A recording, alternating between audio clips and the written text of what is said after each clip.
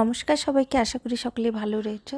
মজার একটা রেসিপি তোমাদের নিয়ে আসলাম। অনেক রকমের তো কোরমা খেয়েছো সিদ্ধ ডিমে, তাই এই ডিমের কোরমাটা হলো দুধে ভাপা ডিমের কোরমা, যা তোমরা খুব সহজেই রান্না করে নিতে পারবে। আর এত টেস্ট, যা ধারণার বাইরে তোমরা করবে যেইভাবে ডিম ভাপা এত টেস্ট লাগে।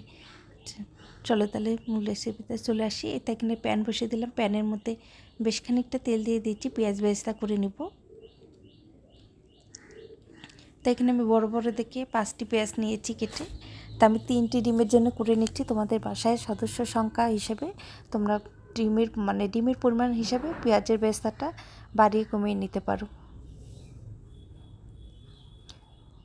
নর্মালি যেমন আমরা পেঁয়াজ বেরেস্তা করি ঠিক সেভাবে পেঁয়াজ বেরেস্তাটা করে নিতে হবে।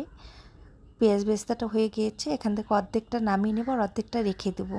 আর এরকমই একটু লাল লাল করে ভেজে নিতে হবে। চেষ্টা করবে যে পেঁয়াজ বেরেস্তার স্মেলটার জন্য খুব সুন্দরভাবে পাওয়া যায়।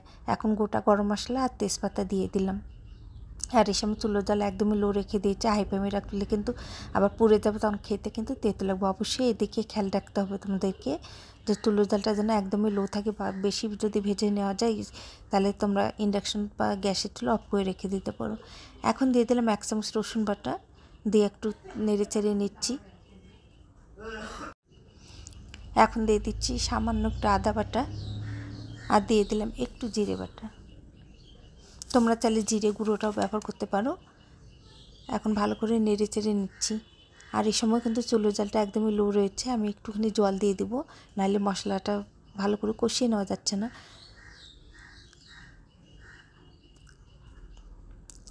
এইভাবে পেঁয়াজ বেরেস্তার সঙ্গে ভালো করে মশলা কষিয়ে নেওয়ার পরে এরপর দিয়ে দেবো পরিমাণ মতো হলুদ আর লবণ। হলুদ সামান্য একটু নামাতে দিয়েছি, তোমরা চাইলে স্কিপ করতে পারো। এখন ভালো করে নেড়ে চেড়ে নিয়ে কষিয়ে নিতে হবে।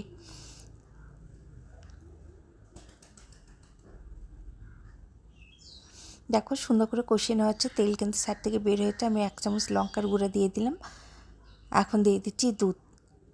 আমি যে পরিমাণে 3টে ডিমের জন্য করব, আমার এখানে 2 কাপ দুধের একটু কম দুধ লেগেছে, 1.5 কাপ টোটাল দুধ লেগেছে। এখন 3-4টি কাঁচা লঙ্কা দিয়ে দিলাম। এখন ফেটে রাখা ডিমগুলো দিয়ে দিচ্ছি এক এক করে। 3টে ডিমই দিয়ে দিব। এরকম যতক্ষণ না দুধটা ভালো করে ফুটছে ততক্ষণ এটা দিতে হবে। লো ফ্লেমে রেখে 3 মিনিটের জন্য ঢেকে রেখে দিয়েছিলাম যতক্ষণ না ডিমটা সিদ্ধ হয়। এখন উপর থেকে কয়েকটি পাকা লঙ্কা দিয়ে দিচ্ছি, এতে সুন্দর একটা স্মেল আসবে। তোমরা স্কিপ করতে পারো, ঝালটা অবশ্যই তোমাদের টেস্ট অনুযায়ী বাড়িয়ে কমিয়ে নিতে পারবে। যারা ফেসবুক পেজ থেকে দেখছো এখনও পেজটিকে আমার ফলো করি, প্লিজ পেজটিকে ফলো করে দিও। আর যারা অলরেডি পেজটিকে ফলো করেছো তাদেরকেও অসংখ্য অসংখ্য ধন্যবাদ। এরপর আর একটু ফুটিয়ে নেব। নেওয়ার পরে ভেজে রাখা একটু জিরে গুঁড়ো, গরম মশলার গুঁড়ো আর একটু ঘি দিয়ে নাড়িয়ে চাড়িয়ে নামিয়ে নেব।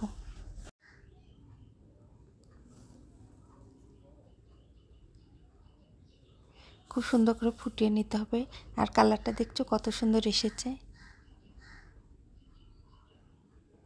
এখন উপর থেকে পেঁয়াজ বেরেস্তা দিয়ে দিচ্ছি। তোমাদের বাসায় ছোট বড় সকলে কিন্তু এই রেসিপিটি খেতে পছন্দ করে। যেহেতু দুধ দেওয়া রয়েছে না, খুব সুন্দর একটা মালাই মালাই একটা ফ্লেভার পাওয়া যাচ্ছে। আমার কাছে ওই সিদ্ধ ডিমের কোরমার চেয়ে এই ভাপা ডিমের কোরমাটা বেশি মজা লেগেছে, তাই রেসিপিটি তোমাদের মধ্যে শেয়ার করলাম। তোমরাও কিন্তু দেখে নিতে পারো, একদম ইউনিক একটা রেসিপি। এখন সামান্য একটু ঘি দিয়ে দিলাম। আর আগেই তো বলে দিয়েছি যে জিরে গুঁড়ো আর একটু গরম মশলা গুঁড়ো দিয়ে নামিয়ে নেব।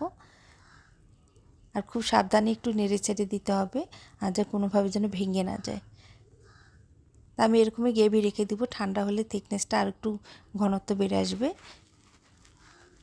রেসিপিটি যদি সকলের কাছে ভালো লেগে থাকে সকলে একটু শেয়ার করে দিও, যে যেখান থেকে দেখছেন ভালো থেকো।